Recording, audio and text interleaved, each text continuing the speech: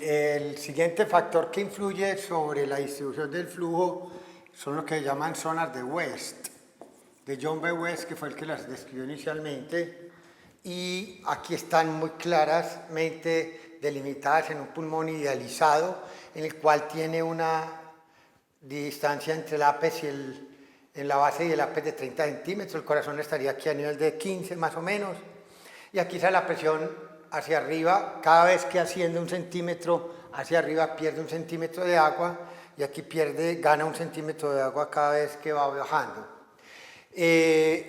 Teóricamente, en las zonas de West, pues uno tendría que hablar, algunos libros lo hablan como con presión arterial media, otros hacen diferenciación entre presión sistólica y diastólica, no importa, ahorita vemos las controversias que hay al respecto de eso.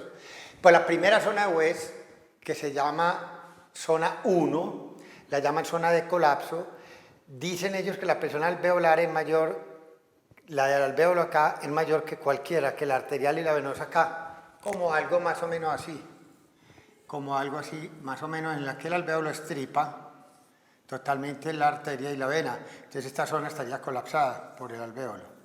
Entonces la presión arterial, y esta es la presión venosa, la alveolar sería mayor que la arterial y la arterial mayor que la venosa. Pero esto no hay flujo porque teóricamente entonces no puede pasar por acá. Si uno lo habla como presiones arterial medias, eso es verdad.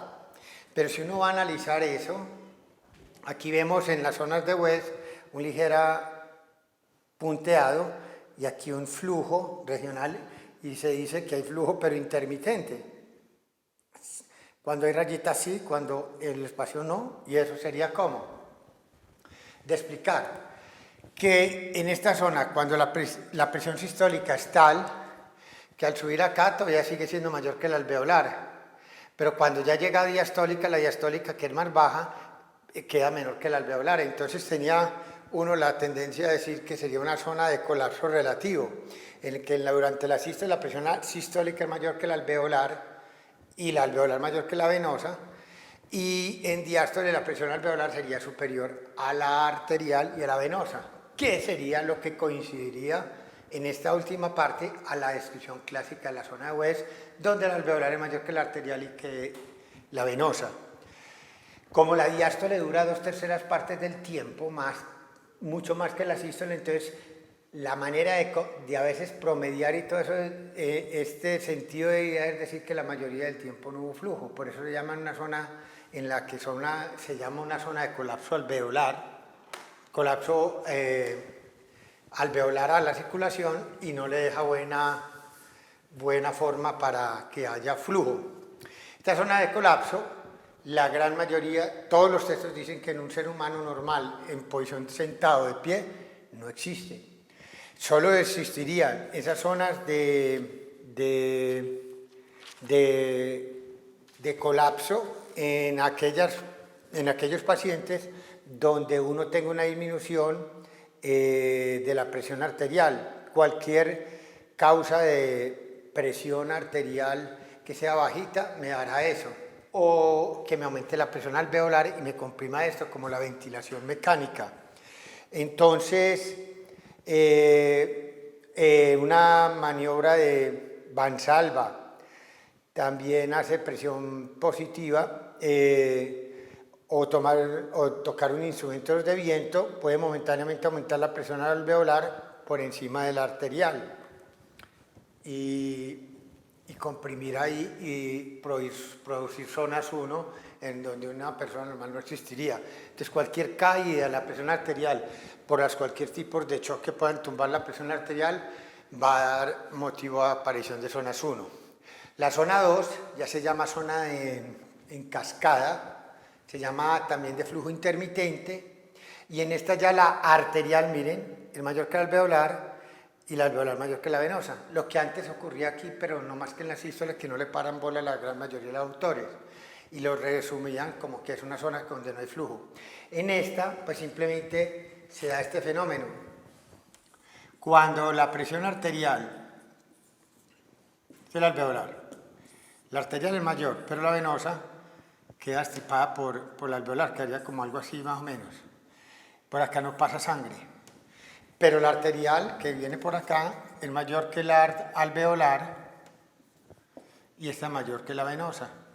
¿Qué ocurre entonces acá? Se acumula sangre acá, hace tanta fuerza que pasa de una vez, cuando esté muy acumulada la presión, levanta esto, hay flujo, vuelve y cae la presión acá, vuelve y estripa y vuelve y queda el flujo por momentos sí y por momentos no. Esa zona 2 se llama cascada, es intermitente y nosotros veremos que a medida que nosotros vamos bajando, va aumentando el flujo. ¿Por qué? Porque la presión arterial, cada vez que yo baje 1 centímetro, esta arterial va a aumentar. Por ejemplo, si aquí era 10, aquí es 11. Pero la alveolar siempre es 0, que sería la del alvéolo acá, que es 760. Entonces 10 menos 0, 11 menos 0, entonces se va aumentando cada vez más la diferencia entre la alveolar, entre la arterial y la alveolar y el flujo aumentando. O sea que ese no tiene ningún problema y es fácilmente explicada por este mecanismo. Bueno, esa zona 2 que ocurre en los pulmones la presenta uno en la gran mayoría en la parte superior de ambos pulmones, en los vértices. Y esa sí está discriminada en todos los libros que sí existen, ¿correcto? Bueno, la zona 3 se llama zona 3 o de distensión y miremos qué varía con respecto a la zona 2. La arterial es mayor que la venosa ahora, pero las dos, tanto la arterial como la venosa, es mayor que la alveolar. En ese caso, correcto, ya estamos muy bajo en el pulmón y a pesar de que la aurícula izquierda va disminuyendo presión hacia arriba, la presión en el lado venoso todavía es mayor que 0, que es la del alvéolo, la del alveolar de ese nivel. Es decir, yo tengo aquí una arteria que tiene que subir a mi vértice pulmonar. Aquí también hay una vena que viene en la aurícula izquierda que tiene una presión de 4 a 12, pongámosle 8. 7, 6, 5, 4, 3, 2, 1. Como aquí teníamos con una presión, póngale sistólica de 20, 19, 18, 17, 16, 15, 14. Entonces, más fácil se agota la venosa hacia arriba que la arterial. Entonces, por eso es que siempre la arterial le sale ganando le sale ganando la venosa. Pero aquí hay un momento dado que, por ejemplo, cuando esto sube 8, 7, 6, 5, 4, 3, es un valor mayor que el alveolar. Entonces aquí estará una arterial mayor que la venosa y esa mayor es ambas, que está 0 alveolar, y eso es muy claro. Entonces, ¿por qué aumenta el flujo hacia abajo? Porque yo estoy haciendo un aumento de la arterial con respecto a esta, que es la que me está marcando el flujo, y no vamos a poder alterar más de eso. Bueno, la razón en esta zona 3 para que aumente el flujo ya es un poquito más difícil, porque dice uno, bueno, ¿qué pasaría acá? Aquí hay un alvéolo, pongamos que aquí hay un alvéolo. Aquí está la arteria. Y la presión arterial es mayor que el alveolar, correcto, pongamos que sea 8. Y que aquí en la vena sea 4, por decir algún valor. Si yo bajo 1 centímetro, esta aumenta a 9 y esta aumenta a 5. Uno diría, y no hice nada porque 8 menos 4, correcto, es 4. 9 menos 5 es 4. El delta de P en sentido axial no se me modificó a pesar de que voy bajando en la zona 3, que es lo que estamos viendo. A medida que yo bajo en la zona 3, el flujo va aumentando y no lo estoy explicando por el gradiente de presión transpulmonar. Entonces uno diría, ¿qué es lo que no expliqué bien acá? Lo que yo les decía antes. Acá hay que tener en cuenta qué transmural hay. Aquí 8 más 4, 12 y este es 6. Aquí 9 y 4, 14, ¿correcto? 7. La transmural de este es 6 con respecto a 0 y este es 7 con respecto a 0.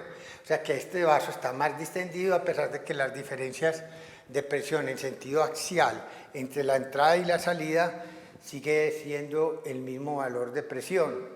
Entonces eso nos deja una idea a nosotros muy clara de que el gradiente de presión que hay que tener en cuenta en pulmonar no solo es entre la entrada y la salida, sino el gradiente de presión transmural, y eso lo vimos al principio cuando nosotros explicábamos las zonas de West. Antes de explicar zonas de West, perdón. Los extraalveolares están comprimidos en lo que llamamos zona 4. La zona 4, la arterial es mayor que la venosa, que la alveolar, es lo mismo que allá, pero por el peso del pulmón se distorsionan los vasos extraalveolares y dificultan la entrada de sangre. No para volverlo cero, porque cero sería acá, pero sí va disminuyendo. A medida que voy descendiendo, que uno esperaría que ahí estuviera aumentando. Ahora, para algunos estas zonas es de difícil entendimiento. Muchos libros no pintan la zona 4, la quitan totalmente del paseo. Y hay que ser realistas. Pero entonces vamos a explicar otra analogía que tienen con eso, y es para poder explicar el efecto en cascada. Por ejemplo, la zona 1 muy clara, la alveolar es mayor que la arterial y la venosa. ¿Qué es esto? Aquí colocan la alveolar como un dique o una dificultad de resistencia para fluir la sangre que viene corriente arriba de alguna parte donde nació. Entonces, como esto es más bajito que esto, la arterial es menor que la alveolar y la alveolar mucho mayor que esta venosa. Ahí no hay flujo, que sería el coincidente con la zona 1. La zona 2, ya la arterial sería mayor que la alveolar, pero mayor que la venosa las dos. Tanto la arterial como la alveolar mayores que la venosa. Esto es lo que se llama un efecto en cascada que le va a determinar uno que no importa cuán bajito esté la venosa, si está acá, no importa cuán lejos esté del alveolar, siempre y cuando esté más bajita, la diferencia que marca el flujo es entre la arterial y la alveolar. O sea, la cantidad de agua que baja por una cascada depende de la diferencia de presión que hay entre la zona donde hace el nacimiento el agua con respecto al alveolar y la presión venosa ahí no está influyendo. Por eso aquí el flujo es directamente proporcional a la diferencia entre la arterial y la alveolar. Y la zona 3, ya simplemente, esto es el efecto en cascada, simplemente ya esto quedó hundido, es que la venosa le gana a la arterial, a la alveolar, y la arterial le gana a la alveolar. El flujo ya es directamente proporcional a la diferencia entre la arteria y la vena, aquí ya no influye para nada el alvéolo. A cambio aquí la diferencia la marcaba entre la arteria y el alvéolo. Por eso en la zona 2 es lo que nosotros hemos conocido que se llama zona en cascada, y eso pues es a veces importante para verlo. Cuando uno, por ejemplo, hace ejercicio, aumenta el gasto cardíaco y los niveles de presión en la arteria pulmonar, reclutando zonas cada vez mayor porque aumenta el flujo. Entonces muchas zonas 2 se convierten en zonas 3 y zonas 1 se convierten en zona 2. Si acaso había una ahí por una deshidratación o mal gasto cardíaco. Entonces el ejercicio tiene un efecto que influye sobre eso. El volumen pulmonar también va a afectar la distribución regional de sangre, dependiendo de si yo estoy en volumen residual, en CRF o en CPT, pero casi todo el mundo describe estas zonas de West en CRF. Cuando estoy cerquita CPT, es muy obvio esperar de pronto que cuando los alvéolos estén muy expandidos, porque estoy cercano a CPT, las regiones apicales produzcan zonas 1. Entonces eso es importante como para tenerlo uno en cuenta. No olvidarlo el efecto de la ventilación mecánica, porque es una frecuente manera de comprimir alvéolos y de dificultar la pasada de sangre a través del pulmón, y eso crea zonas 1. Y lo más importante es que eso estoy sacrificando el retorno venoso al corazón izquierdo. Siempre la ventilación mecánica en algún grado compromete el gasto cardíaco del ventrículo izquierdo, pues hay que comprometerlo en la menor medida posible. Con esto ya terminamos entonces esta parte de las zonas de West.